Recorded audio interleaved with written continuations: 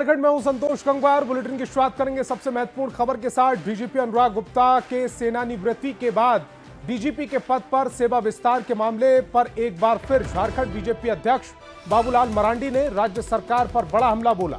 उन्होंने कहा कि अनुराग गुप्ता का सेवा विस्तार गैर कानूनी है। साथ ही ये भी कहा कि अगर सीएम हेमंत सोरेन अभी नहीं समझ रहे तो एक दिन वे नहीं फंसेंगे। साथ ही सरकार पर फेक एनकाउंटर के लिए रखे जाने का भी आरोप लगाया। साथ ही बाबूलाल मरांडी ने एक बार फिर सूर्या हांसदा की राजनीतिक हत्या का आरोप लगाया।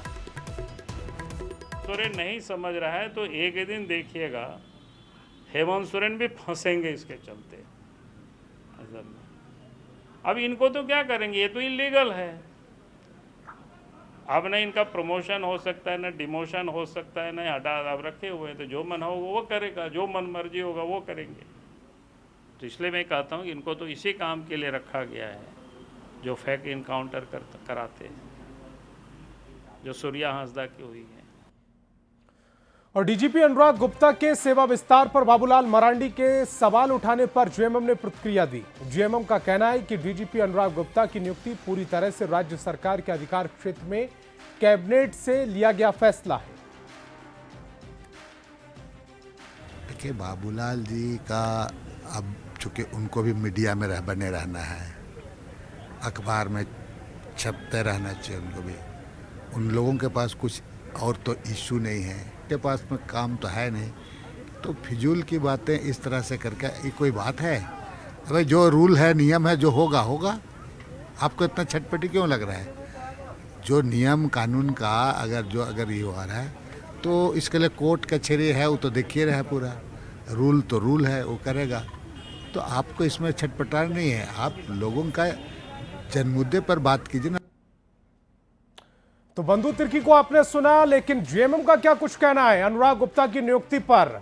सुनवाते हैं आपको। गृह मंत्रालय बार बार आपत्ति की चिट्ठी पत्र भेज रहा था झारखंड सरकार को, लेकिन वहीं गृह मंत्रालय एक दूसरा पहलू भी था। गृह मंत्री आए थे, उस बैठक को भी में भी वो साथ में बैठे थे, पुलिस महानिदेशक, कहीं कोई आपत्ति नहीं की गई थी। और ये पूरी तरह से राज्य सरकार के अधिकार क्षेत्र में कैबिनेट के फैसले के तहत लिया गया निर्णय है। इसलिए मैं समझता हूं आने वाला फैसला जब भी आए अदालत का, वो सरकार के पक्ष में होगा। और केंद्रीय कोयला मंत्री जी किशन रेड्डी ने रांची में आईएमए पुनदांग के क्षेत्रीय कार्यालय का उद्घाटन किया। इस मौके पर उन्होंने कहा कि झारखंड खनिज संपदा से परिपूर्ण राज्य है। 2047 तक देश के विकसित भारत बनाने में झारखंड का बहुमूल्य योगदान रहेगा। आईएमए के क्षेत्रीय कार्यालय के उद्घाटन पर उन्होंने कहा कि इस संस्थान में काम करने वाले शिक्षकों और छात्रों को नए उत्साह के साथ अपने लक्ष्य के प्रति कार्य करने की जरूरत है।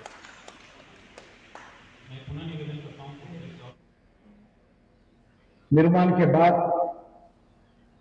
Comfortable and modern working environment इसमें आप लोगों को मिलेगा। पॉजिटिव वाइब्रेंट के साथ हम काम कर सकते हैं और स्टाफ का भी एक विश्वास और मनोबल बढ़ते हुए आप लोग काम कर सकते हैं। रांची पहुंचे केंद्रीय कोयला एवं खान मंत्री जी किशन रेड्डी ने प्रेस कॉन्फ्रेंस कर कोल मंत्रालय के रोड मैप, चुनौतियों और कोल कर्मियों के लिए सौगात की जानकारी को साझा किया। केंद्र सरकार पर 1,36,000 करोड़ की बकाया राशि के झारखंड सरकार के दावे पर कोयला मंत्री ने कहा कि कोल मंत्रालय और राज्य सरकार के समन्वय से गठित कमेटी काम कर रही है। इस कमेटी की अब तक 3 बैठकें हो चुकी हैं और जल्दी इस पर निर्णय होने की उम्मीद है। भारत का प्रधानमंत्री नरेंद्र मोदी जी के नेतृत्व में भारत हर क्षेत्र में आत्मनिर्भर बनाने का प्रयास, हम एक कमिटमेंट के साथ आगे बढ़ा रहे हैं। इसी दिशा में कोल एंड माइंस का भूमिका भी अत्यंत महत्वपूर्ण हो जाती है।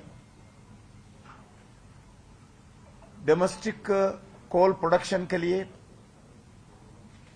और क्रिटिकल मिनरल्स बढ़ाने के लिए हम पूरा देश का प्रगति दृष्टिकोण से और अलग अलग रिफॉर्म्स लगातार 11 साल से ला रहे हैं। हमारा प्रायोरिटी इनकम नहीं है, इसीलिए हम झारखंड सरकार से जो भी इश्यूज है हम दोनों कमिटी स्टेट गवर्नमेंट और हमारा कोल इंडिया का ऑफिसर्स के साथ एक कमिटी गठित किया है। वो लोग 2-3 बार बैठे हैं, जो भी बैठ के तय करते हैं उसके ऊपर निर्णय लेंगे। और 1,37,000 करोड़ के कथित बकाया राशि को लेकर बातचीत की पहल को जेएमएम के केंद्रीय प्रवक्ता मनोज पांडे ने इसका स्वागत किया। उन्होंने कहा कि सरकार बातचीत को लेकर तैयार है, लेकिन जो झारखंड का वाजिब हक है वो मिलना चाहिए। राजनीतिक मतभेद के चलते अगर झारखंड का बकाया राशि नहीं मिलता है तो ये अलोकतांत्रिक है। हम तो खुले दिल से स्वागत करते हैं और हम तैयार हैं बात करने के लिए, लेकिन जो वाजिब हक है वो झारखंड को मिलना चाहिए। राजनीतिक मतभेद अलग चीज है, लेकिन जो राज्य का हक और अधिकार है उससे अगर वंचित किया जाएगा राजनीतिक मतभेदों के आधार पर कि आप हमसे अलग राय रखते हैं, राजनीतिक विचार आपके अलग हैं, इसलिए आपको पैसा नहीं दिया जाएगा, तो ये अलोकतांत्रिक है और लोकतंत्र के लिए खतरा है। खबर चतरा से, जहां टंडवा थाना क्षेत्र में ओझा गोड़ी के आरोप में एक शख्स की बेरहमी से हत्या कर शव जलाने का मामला सामने आया। घटना की सूचना के बाद मामले में पुलिस ने कार्रवाई शुरू कर दी। हत्याकांड मामले की जांच करने एफएसएल की टीम पहुंची। एफएसएल की टीम ने गांव पहुंचकर मृतक के घर पहुंचकर हत्या से संबंधित विभिन्न बिंदुओं पर जांच की, जहां से पुलिस की टीम ने मौके से हत्याकांड से जुड़े कई अहम सबूत और दस्तावेज भी इकट्ठा किए। इस दौरान पुलिस ने ग्रामीणों से भी पूछताछ कर घटना से संबंधित जानकारी जुटाने का प्रयास किया। घटना के बाद हत्यारों के डर से घर छोड़कर भागे मृतक धर्मदेव उरांव के परिजनों को पुलिस की सुरक्षा के बीच वापस उनके घर लाया गया। मामले में 5 नामजद और करीब 45 अज्ञात के खिलाफ मामला दर्ज किया गया। पुलिस मामले की गंभीरता को देखते हुए हत्याकांड में शामिल 3 लोगों को हिरासत में लेकर पूछताछ भी कर रही है। के बाद पुलिस गिरफ्तारी में लगी हुई है। हम लोगों को जैसे जैसे जानकारी मिल रही है हम लोग उसमें लोगों को पकड़ने का काम कर रहे हैं।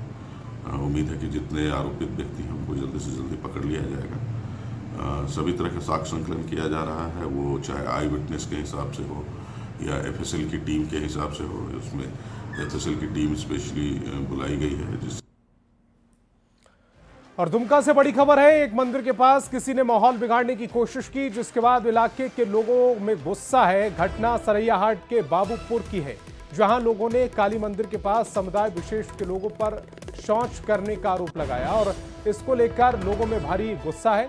लोगों ने जानबूझकर माहौल खराब करने की कोशिश का आरोप लगाया और इसको लेकर लोगों ने सरैयाहाट थाने में आवेदन दिया, जिसमें कुछ संदिग्धों के नाम भी लिए गए हैं।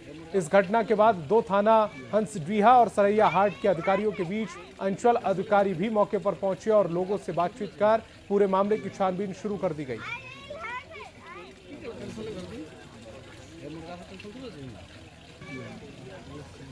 खबर हजारीबाग से, जहां रिमांड होम में एक बाल कैदी ने आत्महत्या करने की कोशिश की। जानकारी के मुताबिक आरोपी को गिरडीह से हजारीबाग लाया गया था। अहली सुबह उसने धारदार हथियार से गर्दन काटकर जान देने की कोशिश की, जिसके बाद आनन फानन में उसे अस्पताल में भर्ती कराया गया, जहां उसकी हालत गंभीर बताई जा रही है।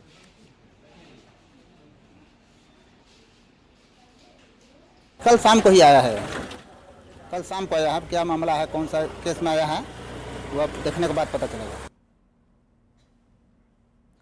और खबर सरायकेला से, जहां पुलिस ने चोरी की 17 बाइक जब्त की, साथ ही बाइक चोर गिरोह के 14 सदस्यों को गिरफ्तार भी किया। आदित्यपुर और कुचाई थाना क्षेत्र से यह सफलता मिली है। यह गिरोह शहरी इलाके से बाइक चोरी कर ग्रामीण इलाकों में कम दाम पर बेचा करता था। पुलिस ने 2 बाइक चोर गिरोह का खुलासा किया, जिसमें 10 चोर गिरफ्तार किए गए, जबकि 4 चोर को डिटेन किया गया। एसपी ने कहा है कि बाइक चोरों के खिलाफ अभियान आज भी जारी रहेगा और जिले में वाहन चोरी जैसी घटनाओं पर सख्ती बरती जाएगी।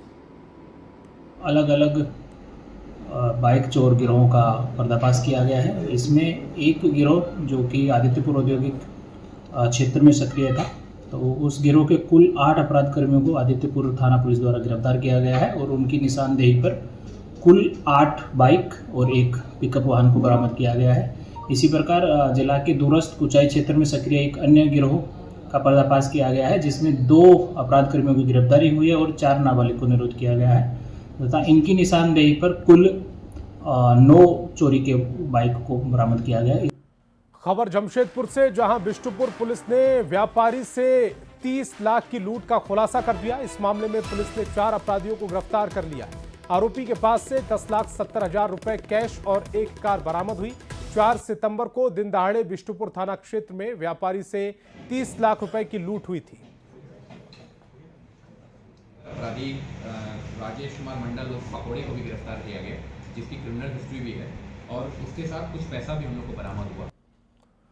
और खबर सरायकेला के आदित्यपुर से है, जहां लोन दिलाने के नाम पर एक युवती को बेचने का मामला सामने आया। यह मामला करीब 1 साल पुराना है, लेकिन युवती के वापस लौटने पर इस बात का खुलासा हुआ। आरोप है कि करीब 1 साल पहले एक युवती को लोन दिलाने के नाम पर राजस्थान ले जाकर 1,20,000 रुपए में बेच दिया गया।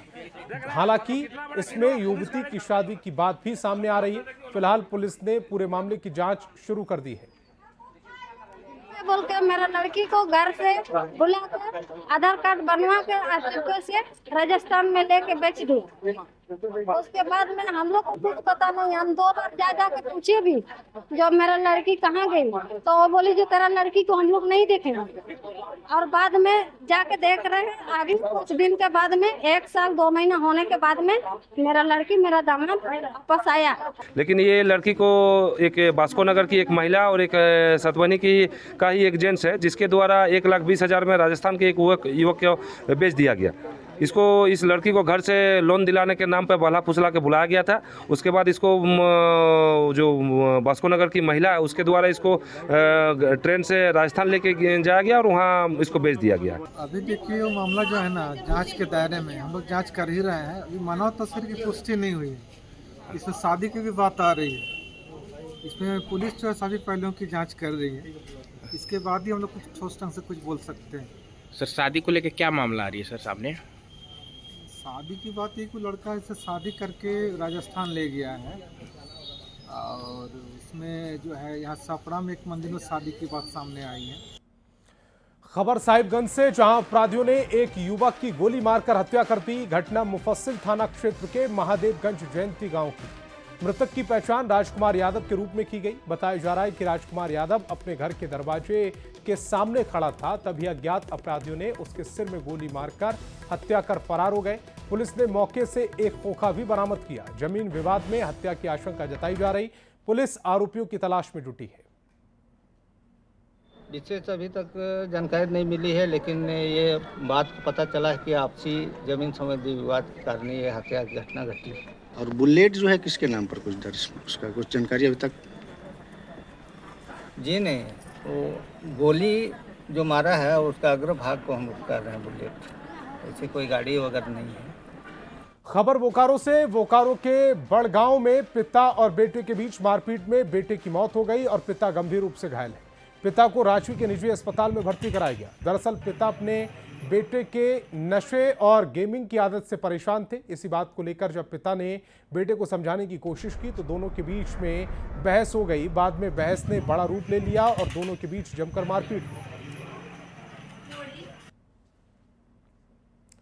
खबर गिरिडीह से, जहां सरिया में जमीन अतिक्रमण के खिलाफ बच्चों के साथ पीड़ित परिवार धरने पर बैठा है और राज धनवार रोड को जाम कर दिया गया, जिससे गाड़ियों की लंबी लाइन लग गई। आरोप है कि पीड़ित परिवारों ने अपनी जमीन को बचाने के लिए अधिकारियों से मदद की गुहार लगाई।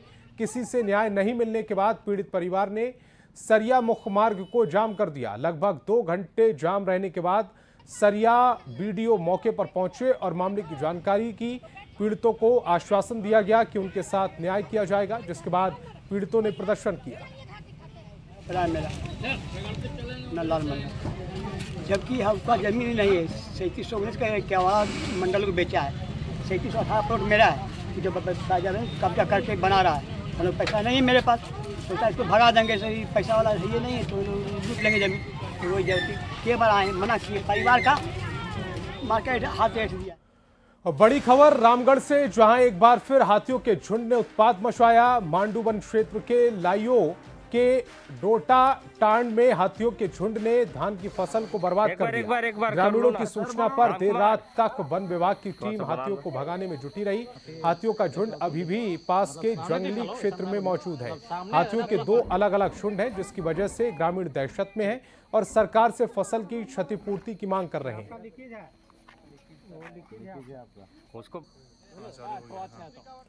खबर चतरा से, जहां हंटरगंज के दंतार में लोगों के भारी विरोध के बाद भी अवैध क्लिनिक को सील कर दिया गया। एसडीओ के निर्देश पर थाना प्रभारी, बीडीओ और सीओ की टीम ने यह कार्रवाई की। इससे पहले जब एसडीओ और उनकी टीम क्लिनिक सील करने पहुंची थी तो मकान मालिक के बेटे और स्थानीय लोगों ने जमकर हंगामा किया, जिसके बाद टीम को बेरंग लौटना पड़ा था। एसडीओ ने बताया कि निजी क्लिनिक का फर्जी है और गया का चंदन कुमार यादव इसे बिना वैध डिग्री के चलाता है। आरोपी मकान मालिक और उसके बेटे के साथ ही अवैध क्लिनिक के खिलाफ प्रशासन की ओर से सख्त कार्रवाई की तैयारी की जा रही है। क्षेत्र में जो है क्लिनिक वगैरह उसको सील किया जा रहा है, उसी के कारणवश यहाँ ज़्यादा भीड़ लग जाता है और डॉक्टर की बहुत कमी है। 1-2 डॉक्टर बैठता है और इससे ज़्यादा क्या होता है। वो इलाज कर रहे हैं, उनसे वो ठीक हो रहे हैं, तो उनके वैकल्पिक व्यवस्था कुछ किया जाए। सरकार से ये आग्रह है, जिला प्रशासन से भी आग्रह है कि अगर आप उनके ऊपर कार्रवाई कर रहे हैं तो वैकल्पिक व्यवस्था खड़ा करें। जनजीवन है, आम जनता है, उनको पता नहीं है कि कहाँ से इलाज कराएंगे। कुछ हैवी एंटीबायोटिक दे करके परमानेंटली डैमेज करते हैं उनके जीवन को। ऐसे तो हम लोग बर्दाश्त नहीं करेंगे ऐसा। और सरायकेला में बाल आश्रम के रोकथाम के लिए फोर्स ने 5 स्थानों पर छापेमारी की। जिला प्रशासन को गुप्त सूचना मिली कि कपाली क्षेत्र में बच्चों से बाल श्रम कराया जा रहा है, जिसके बाद टास्क फोर्स ने अलग अलग जगहों पर छापेमारी की, जिसमें 4 बच्चों का रेस्क्यू किया गया। जिला प्रशासन ने काम करा रहे लोगों को सख्त चेतावनी दी है। विभिन्न कबाड़ खानों में और दुकानों में भी तो हमें 4-5 जगह लगभग हम 5-6 जगह पर छापेमारी किया, जिसमें जो है 4 बच्चे नाबालिग मिले, 14 साल से ऊपर थे। 14 और राजधानी रांची के योगदा सत्संग आश्रम में 23 से लेकर 35 साल की आयु के साधकों के लिए युवा साधक संगम का आयोजन किया गया। पहली बार रांची में आयोजित 4 दिवसीय इस आयोजन में देश भर के नौजवान शामिल हुए। इस 4 दिवसीय कार्यक्रम के दौरान युवाओं को कई तरह की साधना बताई गई। हठ योग, खेलकूद, भजन, YSS पाठशाला के साथ आत्मनिरीक्षण की जानकारी दी गई। लाभ ये है कि हम पूरे दिन में एक बैलेंस्ड लिविंग का पूरा कार्यक्रम फॉलो करते हैं, रूटीन फॉलो करते हैं, जिसमें मेडिटेशन होती है, एक्सरसाइजेज होती हैं, रिक्रिएशन टाइम होता है, साथ में हमें स्पिरिचुअल टीचिंग्स भी सिखाई जाती हैं। शारीरिक स्वास्थ्य जब किसी का गड़बड़ाता है तो वो फटाक से डॉक्टर के पास भाग जाता है। मानसिक स्वास्थ्य के लिए आजकल कई चर्चाएं हो रही हैं, तो युवा पीढ़ी के लिए मानसिक स्वास्थ्य बहुत ज़रूरी हो गया। तो गुरुदेव ने कहा कि अच्छे विचारों में रहें, अच्छी किताबें पढ़ें, अच्छी संगति में रहें, जो यहाँ हम उनको प्रदान करने की कोशिश कर रहे हैं। और आध्यात्मिक स्वास्थ्य के लिए उन्होंने कहा कि मेडिटेशन का। खबर धनबाद से है, जहां झारखंड विधानसभा की सरकारी आश्वासन समिति ने जिले का दौरा कर विधानसभा में उठाए गए लंबित सरकारी आश्वासनों एवं विकास कार्यों की प्रगति की समीक्षा की। विधायक और समिति के अध्यक्ष अरूप चटर्जी ने माइंस हादसा, अवैध कोयला खनन पर जिला प्रशासन पुलिस को गंभीरता बरतने के निर्देश दिए। धनबाद परिसदन सभागार में समिति के सभापति सह निरसा विधायक अरूप चटर्जी ने जिले के सीनियर पदाधिकारियों के साथ बैठक की। साल 2000 से 2025 तक के आकलन में समिति ने धनबाद में 200 से ज़्यादा आश्वासन लंबित पाए हैं। वहीं बीते हफ्ते लगातार हुई माइंस हादसा और अवैध कोयला खनन पर रोक लगाने को लेकर जिला प्रशासन को निर्देश दिए। तो इस बुलेटिन में फिलहाल इतना ही। आप देखते रहिए न्यूज़ 18 बिहार झारखंड।